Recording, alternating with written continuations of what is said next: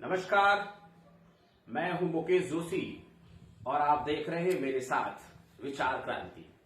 दोस्तों, विचार क्रांति के मंच पर आज हम एक ऐसे विषय जो कि राष्ट्र के लिए बेहद विचारणीय है, विषय है राष्ट्र निर्माण में युवाओं की भूमिका। राष्ट्र निर्माण में युवाओं की भूमिका, इस विषय पर हमारे साथ चर्चा करने के लिए मौजूद हैं हमारे मंच पर आज के खास मेहमान आदरणीय डॉक्टर मोहन जी मिश्रा। मोहन जी मिश्रा का मैं आपको परिचय दूं। वर्तमान में मोहन जी मिश्रा सहायक आचार्य के पद पर सुशोभित हैं। आप राजस्थान केंद्रीय विश्वविद्यालय अजमेर में इस समय पदस्थापित हैं और आपने बीए, एलएलबी ऑनर्स, साथ ही एलएलएम, नेट और पीएचडी की उपाधि आपने प्राप्त की है। तदुपरांत आप केंद्रीय विश्वविद्यालय में अपनी सेवाएं सहायक आचार्य के रूप में दे रहे हैं। तो सबसे पहले हमारे मंच पर हमारे आज के खास मेहमान का हम बहुत बहुत स्वागत करते हैं। मोहन जी, विचार क्रांति के मंच पर आपका बहुत बहुत स्वागत है। बहुत बहुत धन्यवाद मुकेश जी, बहुत बहुत धन्यवाद। तो साथियों, आज के विषय की चर्चा को आगे बढ़ाते हुए एक बार मैं पुनः आपके सामने दोहरा दूं। आज का हमारा विषय है राष्ट्र निर्माण में युवाओं की भूमिका। इस विषय पर हम आदरणीय मोहन जी के साथ चर्चा करेंगे। मोहन जी, सबसे पहले हम आपसे ये जानना चाहेंगे कि शब्द जो युवा है, युवा, इसको हम कैसे परिभाषित कर सकते हैं, किसे हम युवा कहेंगे? एक तो उम्र का यदि हम तकाजा लें कि भाई जो 18 साल से ऊपर हो गए हैं और जिनकी उम्र 35 से 40 तक है वही युवा होंगे। एक युवा में हम किसी भी व्यक्ति को ले सकते हैं जिसकी भावनाएं बहुत तीव्र आवेग के साथ बह रही हैं, जो कुछ बेहतर करना चाहता है। किस व्यक्ति को हम युवा के साथ में लेंगे, भावनाओं के साथ में या उम्र के साथ में? किसे हम युवा कहेंगे? क्या कहना चाहेंगे आप? जी मुकेश जी, बहुत अच्छा प्रश्न है आपका कि युवा किसको बोला जाए जी। क्या युवा फिजिकल स्ट्रेंथ को बोला जाए, जिसको अपन शारीरिक क्षमताएं बोलते हैं जी। या फिर मेंटल स्ट्रेंथ या इमोशनल स्ट्रेंथ, किस चीज को हम युवा बोल रहे हैं? युवा कहेंगे। तो मेरा ये व्यक्तिगत सोचना है कि युवा एक सोच है और वो सोच ना केवल उम्र का कोई सीमा रखती है, ना कोई वो फिजिकल और मेंटल स्ट्रेंथ की कोई सीमा रखती है। जिस भी व्यक्ति की सोच युवा है वो व्यक्ति युवा है। परंतु हम एक बड़े दृष्टिकोण से और सामान्य दृष्टिकोण से देखा जाए तो एक व्यक्ति जो 35 वर्ष तक की आयु का है, 18 से और 35 वर्ष की आयु तक का कोई व्यक्ति है, तो उसको हम युवा मान सकते हैं सामान्य तौर पे। कई बार ऐसी चीजें आती है कि मान लीजिए किसी व्यक्ति की उम्र 50 साल है, लेकिन अगर उसके पास में इनोवेटिव आइडियाज हैं, वो अपने समाज के लिए, अपने राज्य के लिए, अपने देश के लिए कुछ बेहतर और कहें कि रेवोल्यूशनरी, क्रांतिकारी कार्य करने की चेष्टा रखता है, उसके कुछ विचार ऐसे हैं, उसकी कुछ सोच इस तरह की है, तो कई बार देखने में आता है कि बुद्धिजीवी उसे भी युवा कह देते हैं। जी जी, ये भी कई बार देखने में आया है। जी। तो उम्र के तकाजे में हम युवाओं को रखें, क्या ये हम कहाँ तक इसे सही मान सकते हैं?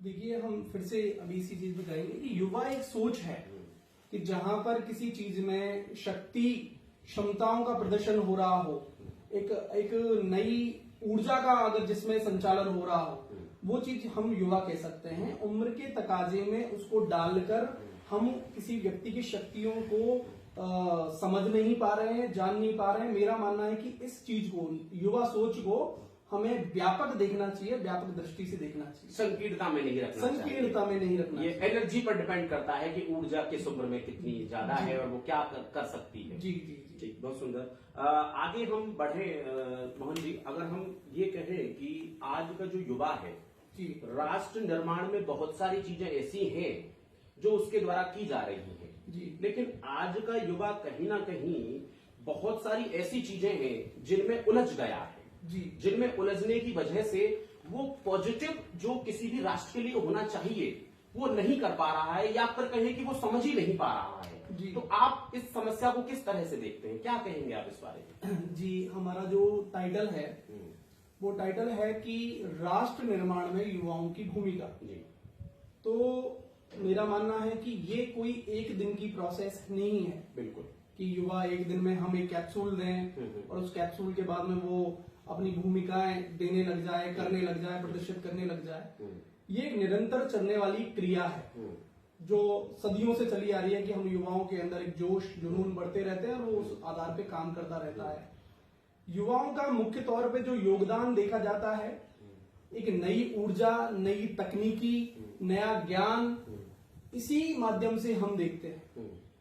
चाहे जब हम बात करते हैं शिक्षा के अंदर, आईआईटीज, इंजीनियरिंग में, मेडिकल साइंस में, या फिर साइंटिस्ट के तौर पे, या अपन जब सोशल रिफॉर्मेशन की बात करते हैं तो एडवोकेट्स हो गए, ठीक है, एजुकेशन के अंदर टीचर्स हो गए। तो ये सारे के सारे जो जितने भी यूथ है, ये यूथ सारा की सारा राष्ट्र निर्माण में कहीं ना कहीं काम कर रहा है। और बात आपकी सही है कि हम कितना युवा उस अपने आप को जिम्मेदार समझ रहा है, वहां पर थोड़ी कमी आ रही है। वो कमी आज के वातावरण में देखी जा रही है। एक चीज मोहन जी, अगर हम आपने एजुकेशन की बात की जी, अगर आज हम एजुकेशन पर ही फोकस करें जी, तो देखने में आता है कि कॉलेज की जो एजुकेशन है, विश्वविद्यालय की जो एजुकेशन है जी, एक तो बच्चे प्रॉपर जो एक तथाकथित शिक्षा चली आ रही है जी, उसमें अटेंड ही नहीं हो पाते, क्लासें प्रॉपर नहीं लग पाती है, जी, जिसकी वजह से प्रोफेसर टीचर का और बच्चों का जो कम्युनिकेशन है वो ही नहीं हो पा रहा है। जी, दूसरी चीज, आज की जो एजुकेशन है वो बच्चों को केवल इसलिए प्रिपेयर करती है कि वो केवल कमाने और खाने लायक हो जाए, वो कोई नौकरी अचीव कर लें और बस उतना ही पर्याप्त है। एक जो ऑलराउंड डेवलपमेंट वाली जो चीज है, क्या हमारा एजुकेशन सिस्टम ये ऑलराउंड डेवलपमेंट वाली चीज है बच्चों तक पहुंचा पा रहा है? जी। क्या आप कहना चाहेंगे इसमें? जी, बच्चा जब पैदा होता है तो उसकी पहली शिक्षक होती है माँ।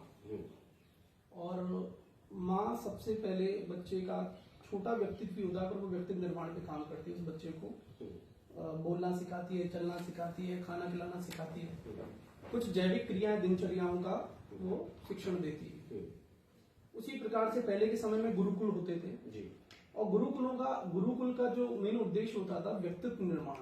बिल्कुल, कि अगर व्यक्ति में व्यक्तित्व निर्माण हो जाएगा, उसके अंदर जो एक सजग जो चरित्र है, अगर सजग चरित्र आ जाएगा तो वो व्यक्ति कहीं भी अज्ञानता के अंधेरे में फेल नहीं होगा, अनुत्तीर्ण नहीं होगा, वो हमेशा उत्तीर्ण होता चला जाएगा। अगर अनुत्तीर्ण और उत्तीर्ण की भी परिभाषाएं केवल पास या फेल से नहीं है, जीवन को जीने के तरीके से हैं, जो कि गुरुकुल में मिलती आई है। परंतु हमने कुछ समय में, आपने जो थोड़ी देर पहले एक चीज बोली कि हमने केवल शिक्षा को अभी रोजगार से जोड़ दिया है। बिल्कुल।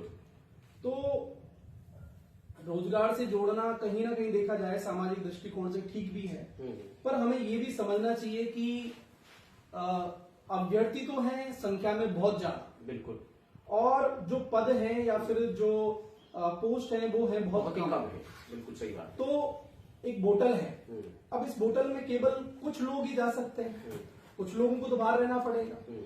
जब या तो ये सोच हमारी पहले से होनी चाहिए कि ये छोटा एक बोतल का गेट है, इस बोतल के गेट में से हम कुछ लोग ही जा सकते हैं, कुछ लोगों को तो बाहर रहना पड़ेगा। वो बाहर कौन रहेंगे, वो कोई भी हो सकता है। एक तो ये अगर मेंटल प्रिपरेशन अगर रहे तो उससे क्या होता है, मेंटल प्रेशर को डील करने में आसानी रहती है कि हर कोई उत्तीर्ण नहीं होता है। सही बात है।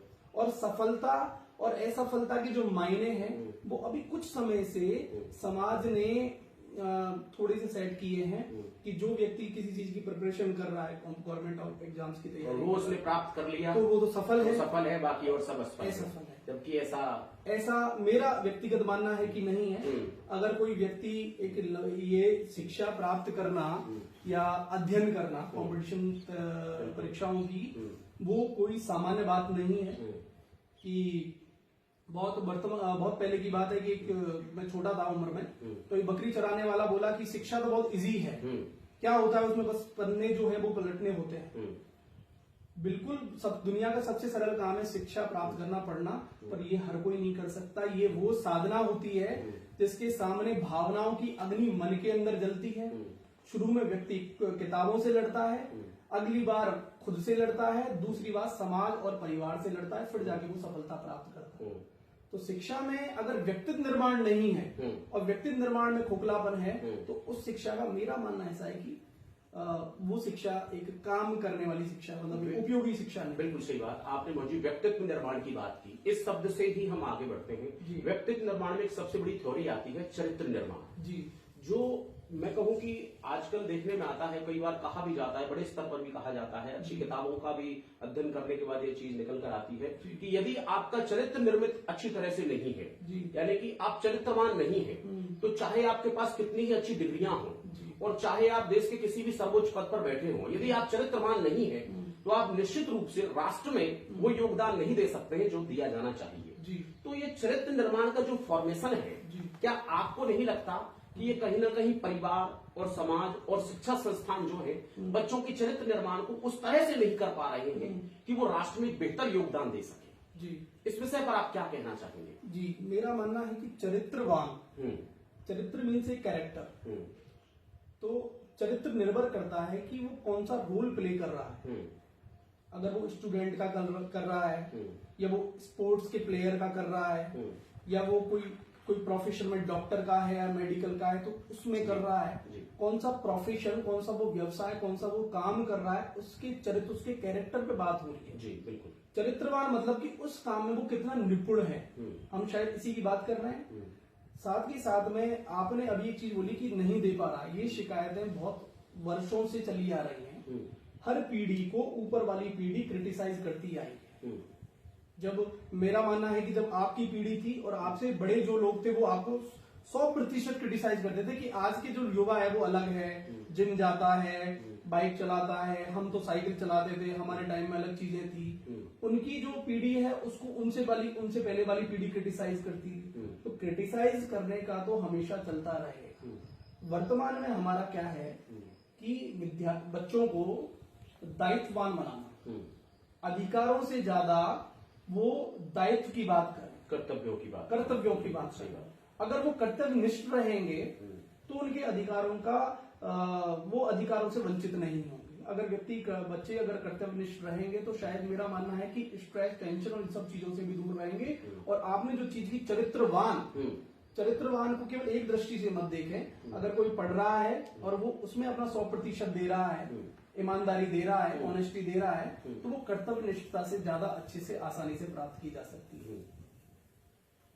आज के दौर में मोहन जी एक चीज देखने में आ रही है कि सोशल मीडिया का जो उपयोग है जी, यह व्यक्ति का निर्माण भी कर सकता है जी, और उसके जीवन का विध्वंस भी कर सकता है जी। तो आज का जो बच्चा है वो कहीं ना कहीं सोशल मीडिया का दुरुपयोग ज्यादा कर रहा है जी, जिससे कहीं ना कहीं उसकी जो दिशा है वो अपनी दिशा से डिस्ट्रैक्ट हुआ है जी। तो इस विषय में आप क्या कहना चाहेंगे? आप किस तरह से इस समस्या को देखते हैं? सोशल मीडिया के उपयोग को युवाओं के जीवन में आप कैसे देखते हैं? जी, जिन बच्चों का जन्म 2000 के बाद में हुआ है, क्योंकि जिनका 90s में हुआ है उन बच्चों ने तो क्या है कि एक समय देखा जब टीवी नहीं थी, उसके बाद में उन्होंने टीवी देखी, टीवी के बाद में उन्होंने टेलीफोन देखा, टेलीफोन के बाद मोबाइल देखा, मोबाइल के बाद उन्होंने आज जो सारी चीजें चल रही हैं, तो उनके लिए एक परत पे परत खुलती आई जो 90s में जिन्होंने जन्म लिया है।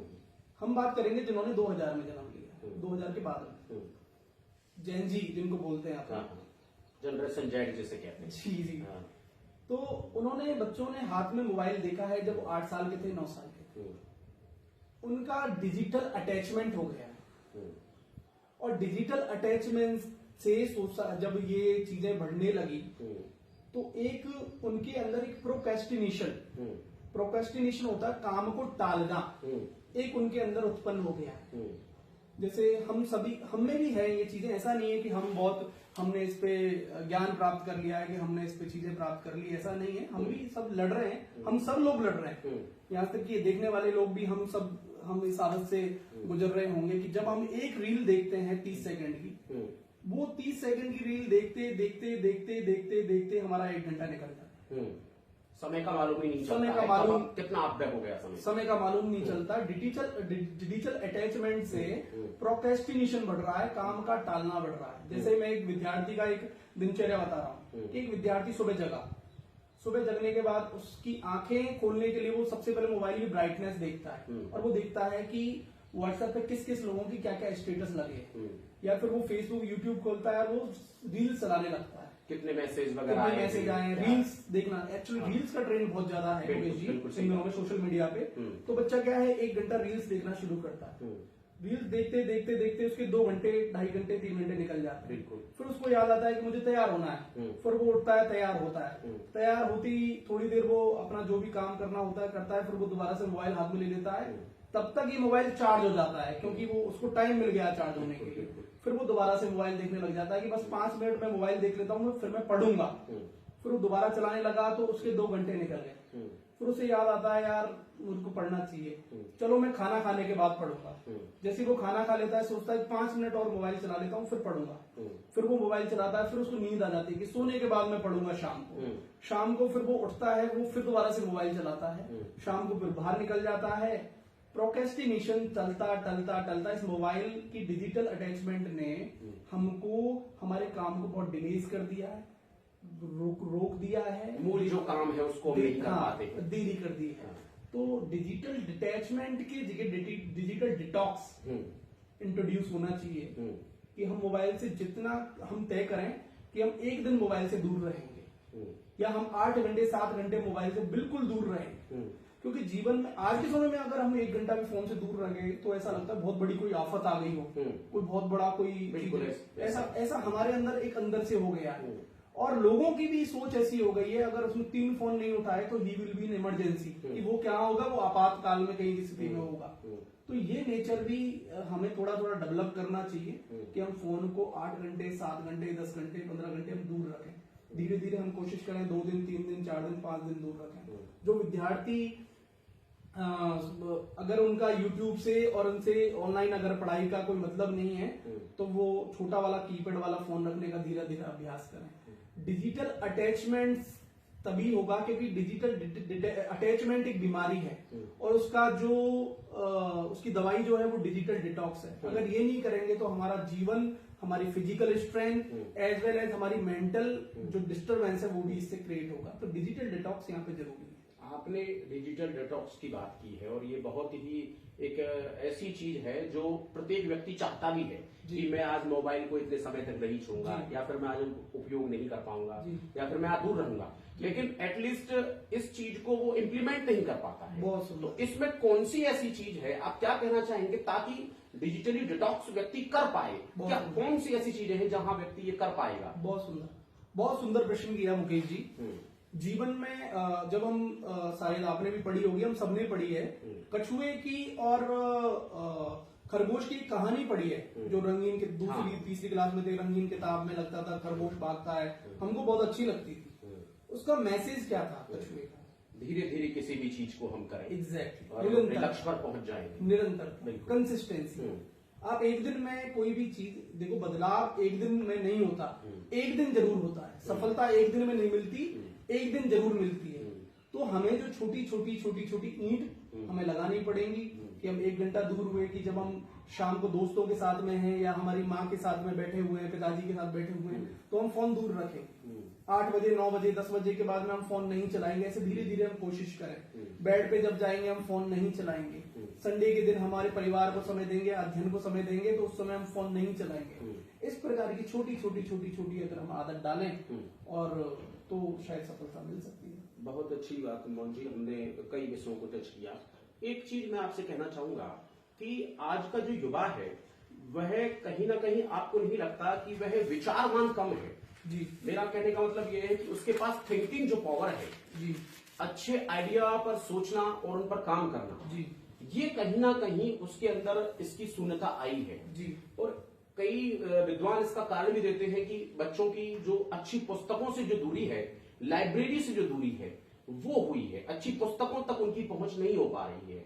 तो आप इस समस्या को कैसे देखते हैं कि बच्चे विभिन्न तरह के विचार बिखरे हुए हैं, उन विचारों की सारगर्भिता को समझ पाए, उनके वास्तविक यथार्थ को समझ पाए, इसे वो कैसे कर पाए, इससे नजदीकियां वो कैसे बनाएं, कैसे वो लाइब्रेरी से कनेक्टिविटी करें?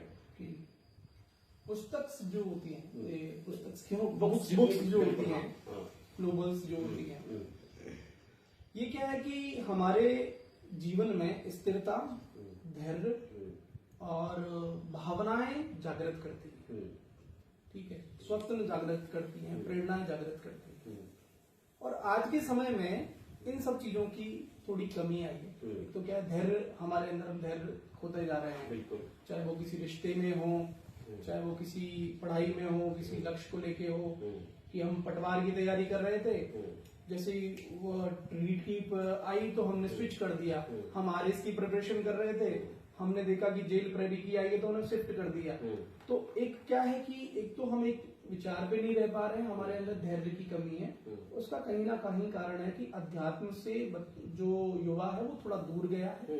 पहले पूजा पाठ होता था, मुझे ध्यान है कि 2012 में मैं आपके पास आया था कमरा ढूंढने के लिए, तो मुझे आज भी याद है, लगभग 12, 15, 13 साल हो गए हैं। आपने बहुत अच्छा एक दिनचर्या सुनाई थी उस समय कि मैं इतने बजे उठता हूँ, फिर यहाँ बहुत प्यारा मंदिर है काली बगीची का। जब भी मैं काली बगीची टॉप फाटक पे देखता हूँ तो मुझे आपकी याद आती है। बिल्कुल, हाँ। हैं, और हर मंगलवार को आप व्रत करते थे शायद उस समय पे।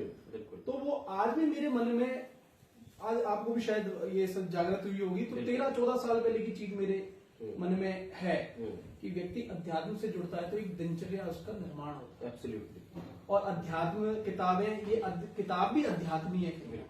तो यहाँ पे भावनाएं बहुत बड़ा मैटर करती हैं। हम भावनाओं को जोड़ते हुए अगर हम युवा की बात कर रहे हैं तो बात करेंगे हम, क्योंकि ये युवा जो है वो तार्किक किताबें बहुत ज्यादा जाता है। अपन बात करेंगे इमोशनल इंटेलिजेंस। बिल्कुल। इमोशनल इंटेलिजेंस होता है भावनात्मक बुद्धिमत्ता, कि आप में कितनी भावनात्मक बुद्धिमत्ता है। शिक्षा प्राप्त करने के लिए आपको केवल पुस्तकों से लड़ना नहीं होता, आपके अंदर स्वयं के अंदर जलने वाली आग से भी लड़ना होता है। भांति भांति प्रकार के जो भ्रामक जो चीजें हैं जिनसे भ्रमित होते हैं उनको भी रोकना होता है। खुद के इस युवा अवस्था में हार्मोन्स भी हिट करते हैं, तो हार्मोन्स को भी संभाला जाता है। उसके लिए आवश्यक है इमोशनल इंटेलिजेंस जनरेट करना, डेवलप करना। इमोशनल इंटेलिजेंस क्या काम करती है? सबसे पहले इमोशनल इंटेलिजेंस काम करती है सेल्फ अवेयरनेस। सेल्फ अवेयरनेस मतलब होगी आत्म जागरूकता। दूसरी बात कि मैं क्या चाहता हूँ, मैं क्या सच में करना चाहता हूँ, क्या मैं सच में कोई जिस परीक्षा की तैयारी कर रहा हूँ मैं सच में वो बनना चाहता हूँ, मेरा मन कहता है क्या, ये आत्म जागरूकता। क्या परिवार की मेरी स्थिति है, क्या मैं 3 साल 4 साल और तैयारी करूं, तो आत्म जागरूकता होनी चाहिए, खुद की स्ट्रेंथ भी है या नहीं है, ठीक है। तो उससे क्या होगा, एक स्वयं की जागरूकता होगी। दूसरी बात है सेल्फ रेगुलेशन। सेल्फ रेगुलेशन का मतलब कि हिंदी में इसको बोलेंगे स्वयं से उसको नियमितता कर पाना। हाँ, उसको कंट्रोल करना, अपनी आदतों में निरंतरता रखना, जो भी पॉजिटिव आते हैं। बहुत सुंदर जी। सेल्फ रेगुलेशन कितना है आपको? जैसे अभी हम डिजिटल डिटॉक्स की बात करें तो डिजिटल डिटॉक्स एक साथ नहीं आएगा, उसके लिए रेगुलेशन, उसके लिए सेल्फ रेगुलेशन की आवश्यकता पड़ेगी, ठीक है। तीसरी बात है मोटिवेशन। मोटिवेशन अगर हमारे जीवन में नहीं है, प्रेरणा अगर हमारे जीवन में नहीं है, तो हमारा जीवन निराश हो जाएगा, उसमें कोई रस नहीं रहेगा। तो प्रेरणा हमें कहीं से भी मिल सकती है, प्रेरणा हमें प्रेम से मिल सकती है, प्रेरणा हमें मित्र के भाव से मिल सकती है। जैसे आपने मुझे उस समय पे आज से 14 साल पहले एक प्रेरणा दी कि काली बगीची पे हनुमान जी के मंदिर में जाता हूँ जिससे मुझे शक्ति मिलती है। प्रेरणा है, प्रेरणा मिल गई। अब वो प्रेरणा किसी भी भाव में मिल सकती है, वो शिक्षक में मिल सकती है, वो मित्र में मिल सकती है, वो किसी रिक्शा चालक में मिल सकती है, वो एक मजदूर में मिल सकती है, वो एक महिला जो खाना बनाती है, हमारी माँ जो निस्वार्थ भावना से सुबह 4 बजे उठ के और रात के 10 बजे तक पूरा काम करती है, उससे भी प्रेरणा मिल सकती है। तो प्रेरणा की बहुत आवश्यकता होती है। एम्पैथी, करुणा की बहुत आवश्यकता होती है। तीसरी चीज है सोशल स्किल्स। अगर हमारे जीवन में सोशल स्किल्स नहीं है तो चाहे हम कितनी भी नौकरी प्राप्त कर लें, कितनी बड़ी बड़ी चीजें हम प्राप्त अर्जित कर लें, जिसको समाज सफलता बोलता है वो प्राप्त कर लें, अगर सोशल स्किल्स नहीं है तो हमारा जीवन की परीक्षा में अनुत्तीर्ण होना लाजमी है। और यही वही चीज है जो हमें चरित्रवान बनाती है। एग्जैक्टली। सोशल स्किल्स हमें बहुत जरूरी है, सही निर्णय लेना हमें बहुत जरूरी है, निर्णय लेना बहुत जरूरी है। हमेशा हम दोषारोपण ना करें किसी भी चीज के लिए, इस प्रकार की चीजें हैं। सभी विषयों पर हमने टच किया मोहन जी। अब अंत में हम बात करते हैं तनाव प्रबंधन की, जो आज के युवाओं का एक सबसे दर्दनाक बिंदु है। तनाव, प्रत्येक युवा कहीं ना कहीं अपने भविष्य के तनाव में है। इस तनाव को प्रबंधित करने के लिए आप क्या सरल से सरल उपाय संक्षिप्त में कहेंगे, क्या कहेंगे? तनाव प्रबंधन के लिए आप क्या कहना चाहेंगे? देखिए, मैं तो ऐसे तो नहीं कह सकता कि तनाव जीवन में कभी खत्म नहीं होता है। तनाव जीवन में हमेशा बने रहता है। और चाहे आप कोई भी क्लास पास कर लें तब भी तनाव खत्म नहीं होता है, नौकरी प्राप्त कर लें तब भी तनाव खत्म नहीं होता है, आप कोई भी और किसी चीजों में जुड़े हुए हैं वो भी अगर आप प्राप्त कर लें तनाव कभी खत्म नहीं होता है। तनाव डिपेंड करता है आपके मैनेजमेंट पे कि आप कितना अपने लक्ष्य के लिए समय दे रहे हैं। एक चीज मैं यहाँ से जोड़ना चाहूंगा, इसमें स्पिरिचुअलिटी जो अध्यात्म है बहुत सुंदर। उसका कितना बड़ा योगदान हो सकता है, इस पर आप थोड़ा सा संक्षिप्त में प्रकाश डालें। जी, हमें बहुत बचपन से सिखाया जा रहा है कर्म करो फल की इच्छा मत करो। जी। तो अध्यात्म क्या है कि ध्यान, अध्यात्म हमें बनाता है कि एक शक्ति है ऊपर जो सबको मैनेज कर रही है। अगर उसने आज हम कुछ नहीं कर रहे हैं, वी आर नॉट